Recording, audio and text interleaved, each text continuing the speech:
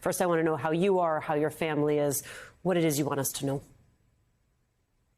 I realize how blessed I am that my family's okay and I'm fine. We live quite a bit away from the fire. I happened to be trapped in the fire or right before it. And I just wanted to get home. I had heard stories that many places on the island, Kula, Kihei, near my house were on fire. So the first thing in the morning, I took my bike and I actually borrowed a bike and got through town. So I got about part the way through and I realized people need to see this. People need to see how bad this really is. You know, I didn't show everything in there for the respect of those that didn't make it, but you need to see this and people need to be able to get their head around it to get relief efforts underway as fast as possible. And that's all I was thinking about was let's video as much as I can, get home to my family as fast as possible. And the more I see, the more horrific it gets every day. It's just heartbreaking.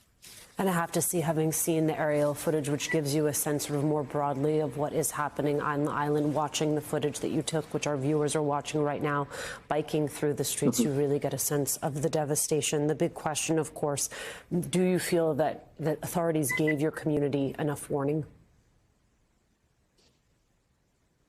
I can't speak to that because I wasn't on the ground. And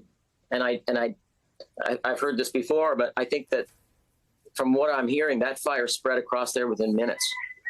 It would be hard pressed to give the warning. I didn't hear any sirens go off ever, though, which would have been really nice. We have an emergency system in place. To hear those sirens would have been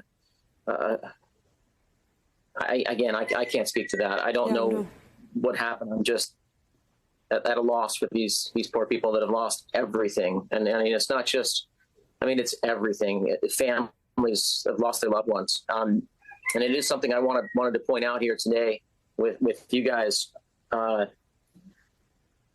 Don't give up hope. I was up north of there and I had no cell signal. I had no internet. I had nothing. I couldn't talk to my family and there was no way to communicate. So there's a fine possibility that many of the people that are displaced by this fire are up north of there and they have no power. They have no electricity. I've been trying to get in there for the last couple of days, and I've been blocked from bringing supplies. And I know a lot of people are very frustrated by that. You can't get through to your loved ones. I even spoke to a friend of mine, Kai Lenny, which has published something on Instagram. He's trying to bring in shiploads of insulin for people, and the government is basically blocking him from getting supplies to these people. So we need to find a way to communicate better, to be able to get supplies to these people and get them the things that they need, the very, very basics for humanity, basics for life. That's it. And then get communication opened up so people can find their loved ones.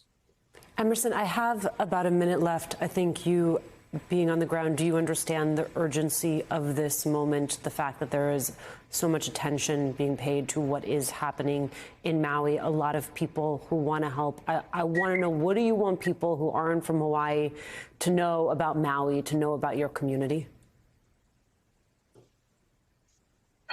That's a tough question, and I could spend hours on it. Yeah, most people have been here. It's a tourist attraction. There's weddings that happen here. There's people that come here for just to get 20 minutes away from their daily grind and visit paradise. But paradise isn't just what you see. It's also families that are working here. It's families that are surviving here, that have generations and generations that this is their home. And remember, this is a home to people. It's not just a vacation destination. It's where people live and survive. So be courteous, be respectful, and please do what you can to donate and help the people of Lahaina. Thank you so much for that opportunity. Anything, I started the GoFundMe myself that was Pray for Lahaina Maui, but there are so many organizations out here that are giving.